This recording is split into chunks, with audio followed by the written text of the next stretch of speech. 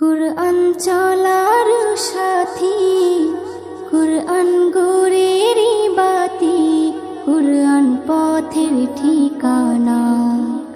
কুরআন চলার সাথী, কুরআন গোরেরি বাতি, কুরআন পথের ঠিকানা।